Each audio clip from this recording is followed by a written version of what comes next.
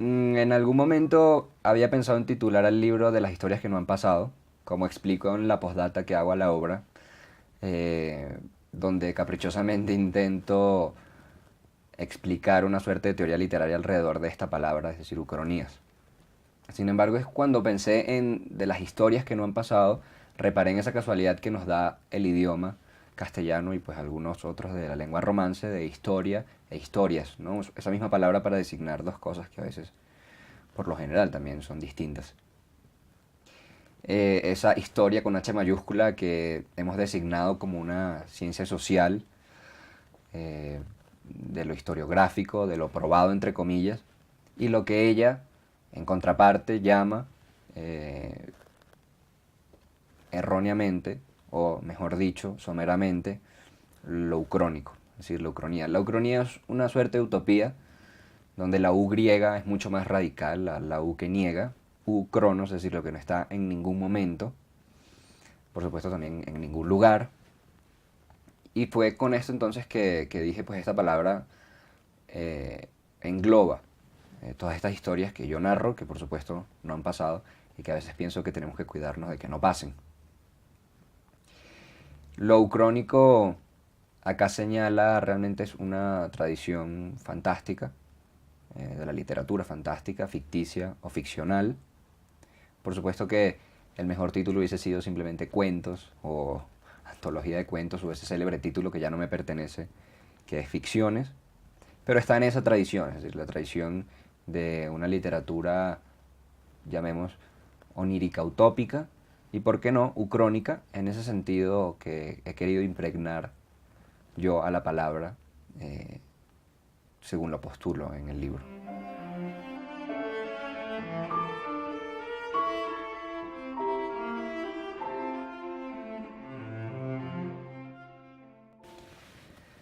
Realmente no he concebido yo nunca la literatura como un universo fragmentado de géneros. Creo que la literatura son todos los géneros, o más que los géneros, las formas literarias, es decir, lo ensayístico, lo dramatúrgico, lo narrativo. Pero realmente creo que la literatura es lo poético, con P mayúscula, lo poético en ese sentido griego, lo poético, lo creativo, por supuesto. Realmente no he planeado yo que esa unión de géneros se diese. Eso es simplemente algo que fue dado como se nos es dada la luna o el mar o la amistad y la tragedia, simplemente algo que yo he transcrito. Aunque por supuesto para alguien que quiera ser melancólicamente técnico, pues evidentemente encontrará fragmentos en los que diga, pues esto es más ensayístico, esto es más poético en el sentido tradicional de versos. Eh, por la parte del discurso, no creo que hayan varios discursos, creo que hay un solo discurso, es el mío, por supuesto, el que yo he podido transcribir como ese mero lector que ahora soy de la obra. No, ya yo no soy el escritor, soy simplemente otro lector. Eh, donde, claro, se ha dado una perspectiva particular, donde pues hay cosas que me han influenciado, cosas que me han inspirado, pero mi discurso en últimas es esa unión de lo que he referido entre lo filosófico y lo poético, si no es que es lo mismo.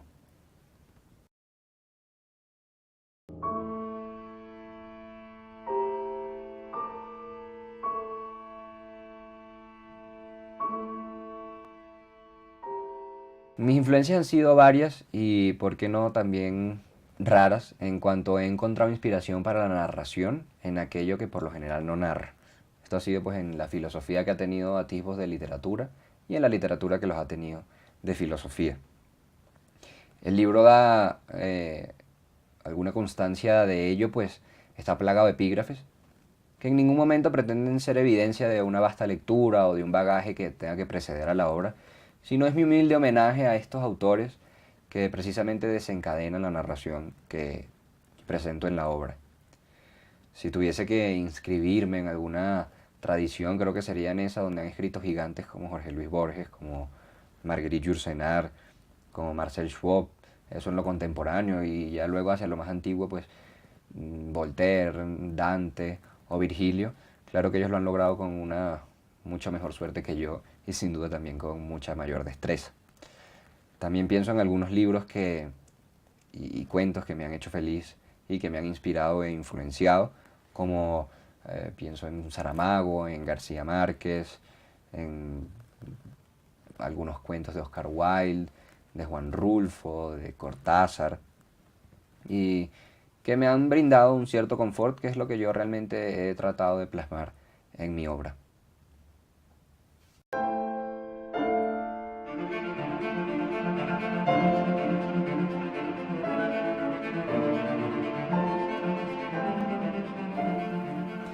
El subtítulo de la obra, que es Ficciones filosóficas, da creo que suficientes luces para entender qué papel juega la filosofía en el libro, que como yo digo es una columna vertebral de la que yo parto y a la que yo voy. Realmente no es un capricho de colocar a la filosofía simplemente como un mero placer burgués o académico o intelectual, sino es que en la literatura, no solo como la concibo en el libro, sino en general, yo encuentro esa unión de lo que es profundamente intuitivo, de lo irracional, en el mejor sentido de la palabra, es decir, en el sentido artístico, y lo que es profundamente racional, que evidentemente se ejemplifica por la palabra, o lo que Pascal hubiese llamado la unión entre el espíritu de finura y el espíritu de geometría.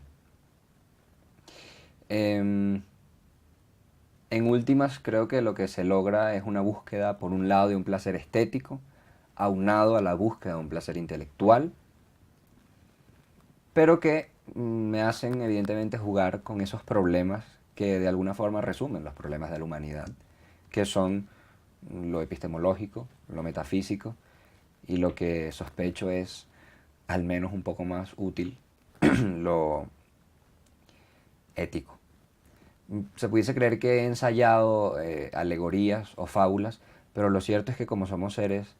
éticos, como somos seres sociales, encontramos siempre una suerte de flagelo de lo ético en lo que leemos. Pero realmente es que no, solo he encontrado en la filosofía una inspiración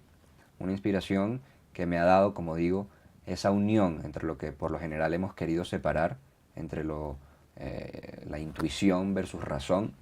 lo que también a veces hemos llamado el alma o lo que también hemos llamado el inconsciente. Pero en últimas es saber que esa única sustancia, porque es una única sustancia, es lo que es el motor artístico, que es lo que como hacedores y como espectadores del arte realmente nos interesa.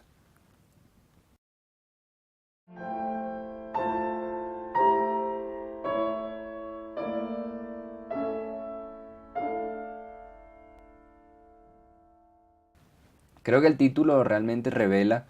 una visión del mundo que es todo menos tradicional, por supuesto. Creo también que hay tantas visiones del mundo como lectores, es decir, como seres humanos. No he querido y no hubiese querido plasmar una férrea, porque sé que incluso en el mejor de los intentos no lo hubiese logrado como tal. En el mejor de los casos creo que lo que puedo aspirar es que la persona que lea sienta lo mismo que yo sentí cuando esto a mí me fue dado. Yo soy un mero vehículo que transcribe esto que me han dado, pues lo que podemos llamar las musas o el absoluto, o para quien quiera ser un poco más atávico, Dios. La tarea de entender me parece que está no solo sobrevalorada, sino que es bastante improbable. Sin embargo, creo que de haber alguna visión, es por supuesto una occidental, una siempre subjetiva y orgullosa, aunque también lamentablemente contemporánea.